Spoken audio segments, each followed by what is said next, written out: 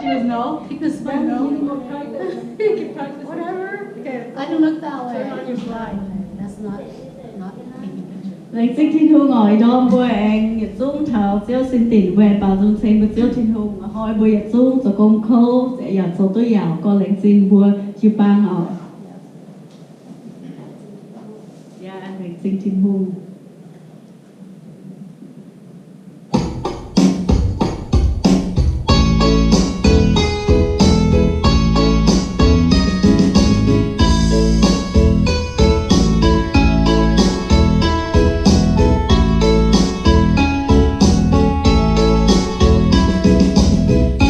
subscribe cho kênh Ghiền Mì Gõ để không bỏ lỡ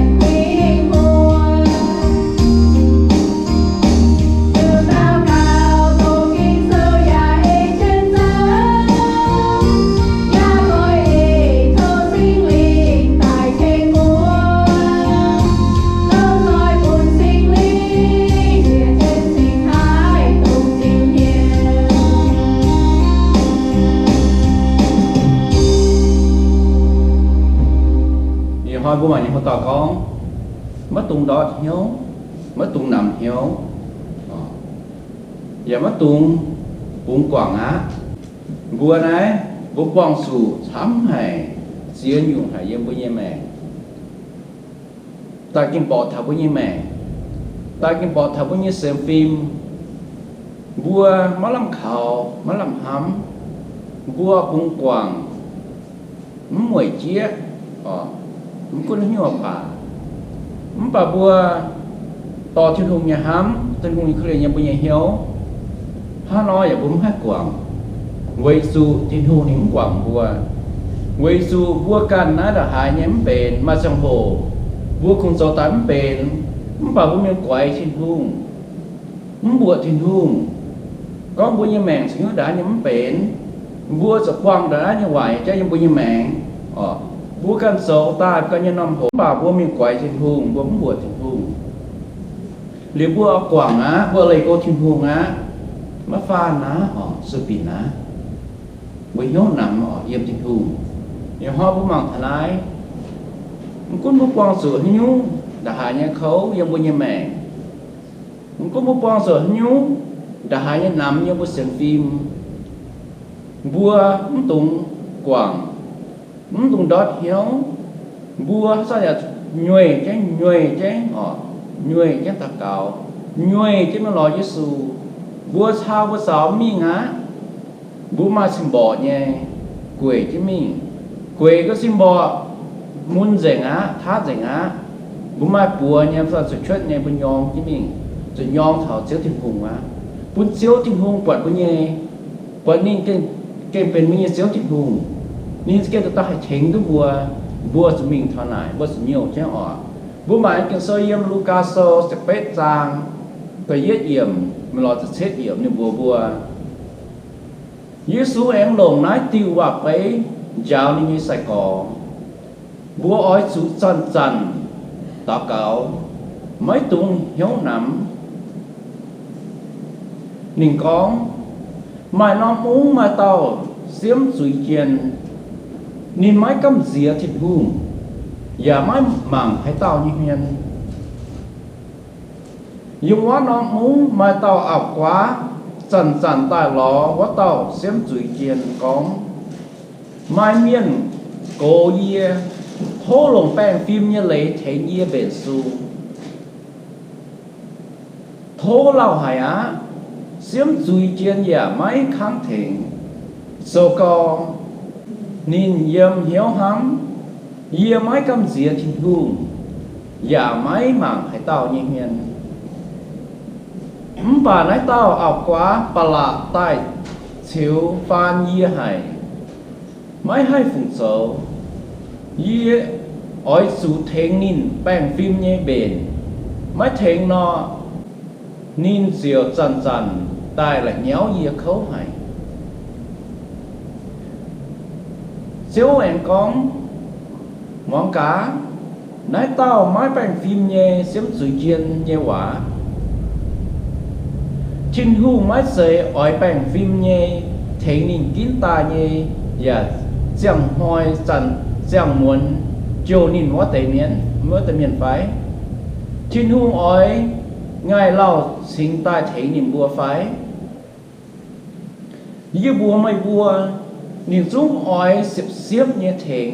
bang phim bền sung bà yê ba miền như toàn ánh tai quất sẵn yê tú bùa yêm lùng đĩa màn miền xiên như vậy lãnh sinh họ có mảng thảo tế diệp như sâu bố bùa này bố xíu Giêsu bùa nó hòa bấy bùa thả miền mảng cám tao ảo quá họ tao siết toán mai miền cố ni mai miền tô xì hỏi nín mai miền mảng phía nín hiếu tung tao judge họ tao judge hay thèn cái nín hay phái sĩ chiên này okay nín mình nín họ hỏi mình thố họ hỏi mình lại nhau nín tao phái sĩ chiên nín chúng cắm dĩa thì đúng cắm dĩa tao quay chú nín cho phái sĩ chiên là nín hô chia nín cho cắm dĩa tao nín cho mảng ta như huyền là cho mỏng nín là cho mảng nín huyền là cho cắm dĩa nín ha bảo vệ tao ảo quá tao sẽ to người chứ tại là chiếu bên hát ra là tại hiểu cho nên thố cho nên con cho nên yêu có đến hát phong dầu nếuสุดท้ายเทนินแป้งฟิล์มยังเป็นนี้สีพนินบุญเจ้าอิสุบุญบุกองมาการtao ok พายสีเซียนนะเย็นนะnhìn chúng hay hăng nó hăng nhìn chúng mà miền thái trên hương cái tao cũng xây miền lỗ miền nhẹ miền rồi trên đâu nhìn hăng như này tôi phái xỉn tôi chiên mà năm tâm này mà năm chát này nín cho cầm gì hết sao ạ không bảo mà cầm xíu tiền thú nhìn bèn phim như xíu nhìn hăng một như xíu nhìn là hại nhau ở thế mình về zoom mà như nhìn của mình quăng nhau so we just heard about widow who was persistent in demanding what she wants. Okay? She is one feisty woman as we read the scripture. We see. Muốn bằng cảm tạo quá, nhìn nhuệ chứ. Nhìn tạo ảo quá, lô hoi sang một ý giải trong hồ. Có mấy tạo ảo quá là mà mình tạo phải miền Thái phải, chỗ chân như bật dậy miền phải, chỗ chân bật dậy miền. Mà hình như cả mỗi miền, tụi tạo ảo quá mà ta khéo, mà ta sầu trái. Phái bên tu nhú miền ta cố nhé miền là cái mà mình tao cái mà mình hồ cái mà mua tỏi cái mà chá bạn này hát là nhuệ chứ bên miền Thái ní sĩ bèn phía miền Thái bên tua cho những tu ta nghe nè ha có non phần siêu biạt cái mà lộn hát trần nhà mình thảo trên ta phái sự trên này hát trần mình thố cho lại nhau chứ so bên này yêu con ta phá sự trên yêu con phá bên này su mới là ok phá bên này su này ta hỏi ta đã rồi phát nhiên lòng con nhìn hiểu ta mát phải onนี่ตอนสุดท้ายเนี่ยวิจุนี่nhiều chứนี่ persistent nhiều chứ mìnhเลยเนี่ยจุดซิปเนี่ยโทเนี่ยนี่จุดซิปแต่พายสีเทียนพายเป็นแปลงเป็นพายเป็นนี่แทงนี่ okay like the widow one of the hardest thing we face in life is problem. Okay? We all face a problem. No matter who you are, no matter how young or how old you are, how healthy or how rich you are, you cannot run away from problem. You think you have your income double or more, triple or quadruple. You think your life will be better. Problem will tag along. A problem is a bonus in your life. You cannot get away with it, no matter what you think. Buôn với mèn khấu chia, vô chia chia buônปัญหายังbuôn mèn là buôn hết biểu chút. Mình cũng mới được hạt cô được hạt đún. Mai bận dày được hái mà chúng mình được hái. Bút roi được hái hoang tòi được hái.ปัญหา Mày biểu đượcปัญหา Mày hâm có ngô gì mà con sợ gì mà bút roi mà nhàng chấm. Tu gì sẽ như sở cố nhiệt xin như túc bia xin biệt là phải. Yêu hoàn biệt là mà. Như sẽ ế lỗ mà như mèn lỗ mà. Problem ปัญหา ทิพย์จนตายกันจนตายยังบุญยังแม่ปัญหาและที่บุญยังแม่สมบุญเมายังบุญยังแม่ปัญหาบุญหลายพุทธมาจากตัวยี่มาญานี้เจ้าโอเค right มาห้องต่อช้ำเดือดเจ้าแต่มันชาวด็อกเตอร์นู้ด็อกเตอร์มาชงเมงเนี่ยพายเราจำการพุทธยังแม่พายเราจำจุดพุทธยังแม่พายเราจำหามพุทธยังแม่เมื่อสุดท้ายเนี่ยเปี้ยวตั้งอย่างนะบุญปัญหาThis is especially true when that problem is constantly directed toward us. Nói kinh xiên, nhưng bây giờ mẹ, sẽ có bùa hát sao lại không hạiปัญหา hùng chứ bữa tai nhưng bây mẹ, bia chứ nhưng bây mẹ, so bùa mẹ kinh khô co, ok, so bà hát sao bùa hạiปัญหา problem, ok, hát sao nhỉ, hùng chứ bữa tai. Simple nghe biểu nước hùng như bữa tai anh xả hùng như bữa tai ha nó sợ bùa như mẹ kinh khấu sợ bùa kinh nhưng liên quan kinh khấu sợ bùa như hiếu kinh khấu mà làm khẩu mà làm hầm hãy như bùa như mẹ. So Jesus reminds us that the issue is not the problem as we read the scripture today. It's not the problem that we constantly come against, but our faithfulness to God, our faithfulness to Him. ยี่ห้อบุมังถามจะอีกกิโซว่าไปนะจะอีสูบุตรนะนิมปุ่นบุตรหิวทุกวันปัญหายังบุญยังแม่น่ะเส้นใส่ปัญหาเส้นใส่เจียนเนี่ยยังบุญแม่มันปัญหายังบุญแม่เจียนยังบุญแม่น่ะตุ่มบุษโซวันยังเสียวยิสูบุญเสียวถึงบุญ Jesus reminds us that the issue is not the problem that we constantly face, the problem that we constantly come against us, but our faithfulness to God. Bố bằng thái nó có thái, mà quật okay. God will settle whatever problem in our life and bring peace in our heart if we stand firm in Him. Okay, if we trust Him, no matter what your problem is. We might think our problem is so big, so strong, okay? A Goliath facing us. God will give you that slingshot, that little stone, and you will conquer that Goliath in your life. บัวห้ามบุญยังแม่ปัญหาน่ะช้ำไหนโหเห็นไหนสมมุติผมมาช้าโอเคปัญหามาช้าหาบังเซไหนบุญไม่ให้เบ็ดสูงป๋องให้ยิงบุญยังแม่บัวห้ามปัญหาอ๋อแปงจริงยันเจ้าบัวห้ามต่อยช่วยไม่เป็น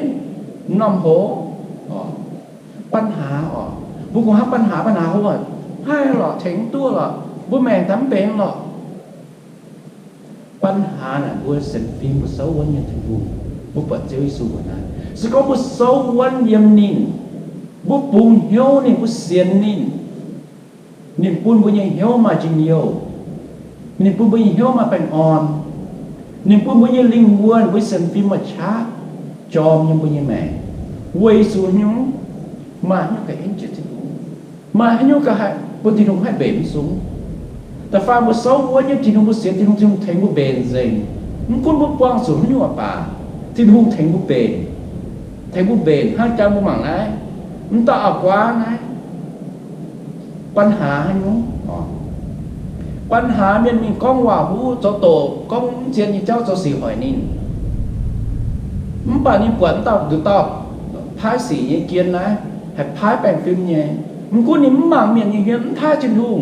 nhìn hết dài người chứ nhiều chỗ mà trong hồ nhìn hiếu màu nhiều spec với nhập bền vui chiếu thìn hùng vui như chiếu thìn hùng vui xiên nhìn cũng vui như quang sửa như nhéปัญหายังvui như mẹ vui hết dài người chứ we have to be persistent in our prayer in our wants in our needs persistent mean non-stop. You always take a step forward. Okay. Bữa nên chiều cho rằng ta là nhéo gì không? Bữa rồi hắn đỏ quá. Chân mình là nhéo trên hùng. Chân mình thố trên hùng. Hiểu bùi ta cáo bùi nhé. Thảo này nhé sẽ phiên mình. Nên hãy quay ta cáo như hòa điểm quả. Jesus' point is that if an evil and unrighteous judge will eventually give in to a persistent, powerless woman of his back,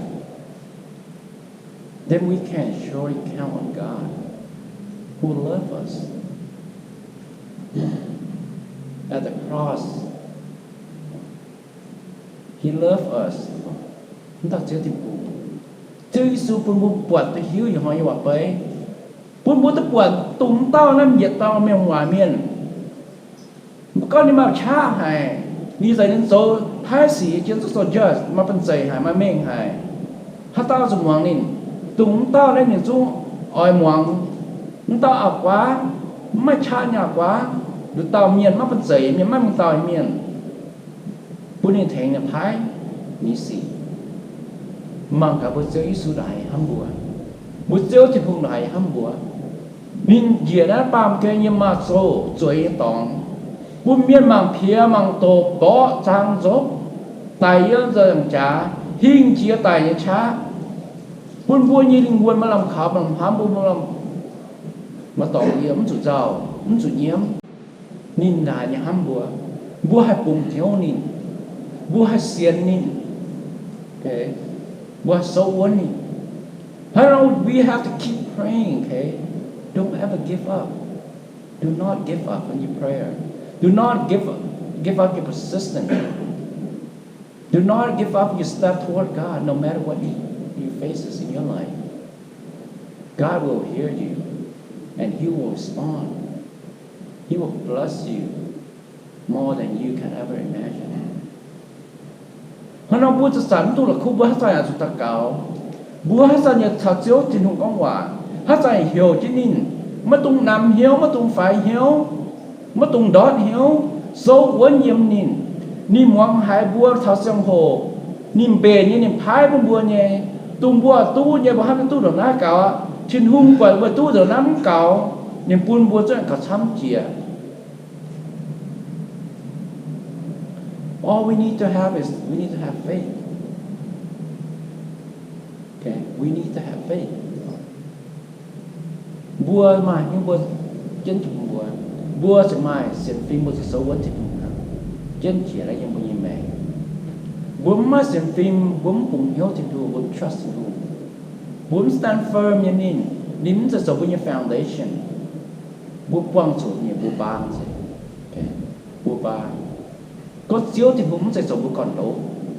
bùa sẽ xấu như còn đấu nínจะสบุยเสียกุ้นบุญยังแม่กุ้นจะอยู่ปัญหาฟองตายบัวแต่ทิ้งเดียวบัวจงให้ดูจงให้หิน We don't usually discover our faith when things goes well for us. Trên phàm diệnบัวมีอยู่ตัวมาเสียงฟิล์มบัวมีตัวก็บัวเชื่อมตัวเสียงฟิล์มตุ้งบัวยังแม่lộn như sông hồ, tu bổn sinh lộn như sông hồ mà cha sông hồ, chúng tôi nhà năm tiệp biểu sông hồ, sinh giang như sông hồ, mà sinh nhà cao sông hồ, chơi ngoan hòa sông hồ, bốn miêu tu xem phim nè, khảo thiên hùng nè, bùa tại hiếu tôi con tôi biểu ngã, tôi chơi để tay đi qua nó, tôi đi siêu lọ, làm sao tôi lộn nhé. Số bên sau là ba là tụi nhiều giàu có nó thôi, nó chẳng nó quân tùy có chẳng tay hoa giàu là nó giờ chủ na mà quả mà chéo á, tỏ thì tỏ cho đi đâu,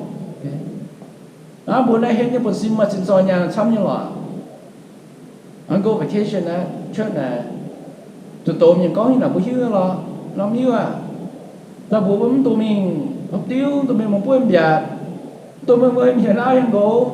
họ hỏi mình sao là phải rồi con rồi nhà ta nào bữa chúng họp gì cái bang ta nó nhà mà hiếu họ sáng rồi nha tao sẽ tìm không giàu cái gì nó nhà họ bấm hiếu tôi mà xem phim bấm hiếu tôi không là giàu cái còn đó, ok nó hồi đã vui khi mảng cái nhiềuแต่bấm quạt thắmแต่tỏ bấm hiếu tôi này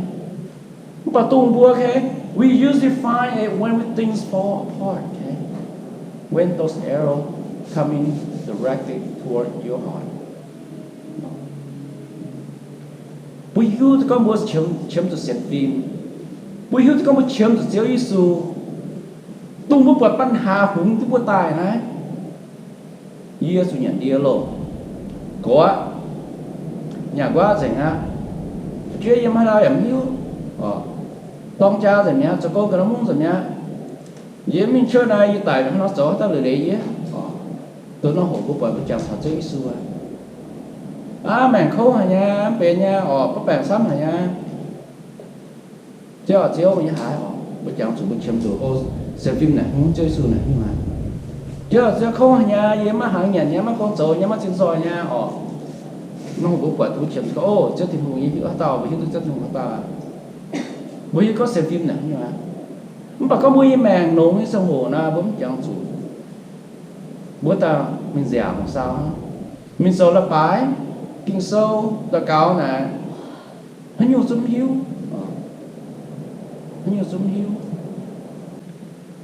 So true faith does not come until we have faces, trial, and tribulation in our life.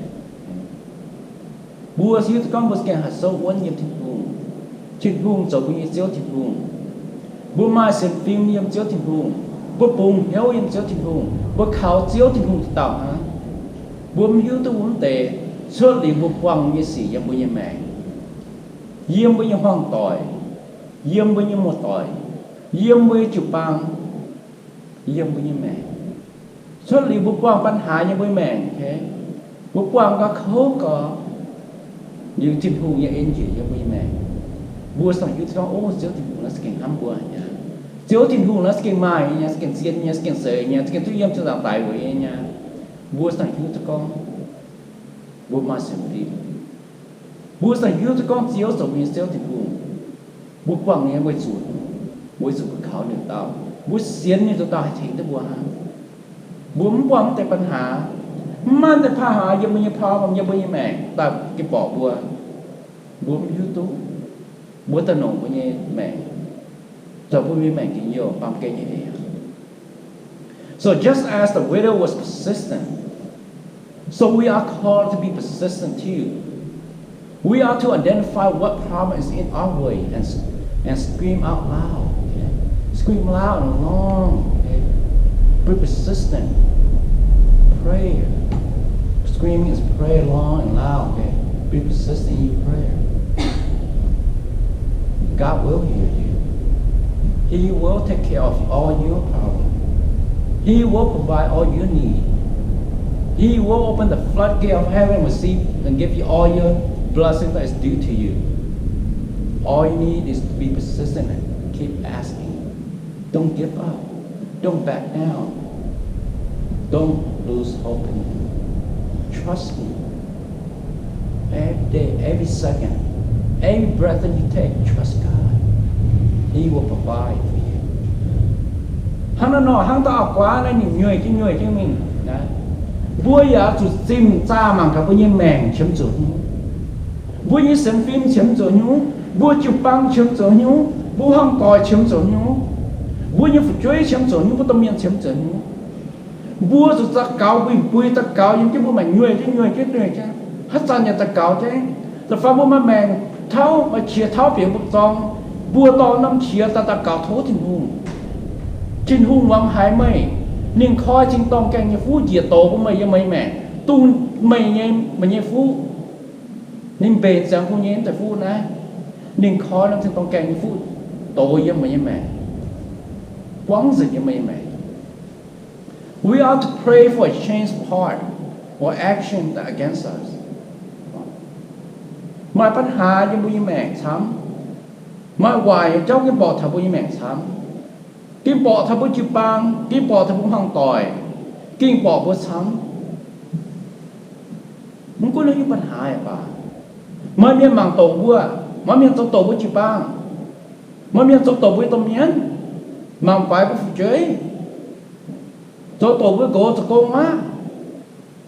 Ta cạo thố trên hông bùa là bị hiếu màu, thiếu là bị hiếu mà cứ là những hiếu nhân được như mẹ. Chẳng cho remember, okay? Pray out against the problem. Put all your problem in front of you, right? You don't have to put in front of you. They are in front of you already, okay? They're coming toward you. Direct that problem toward God.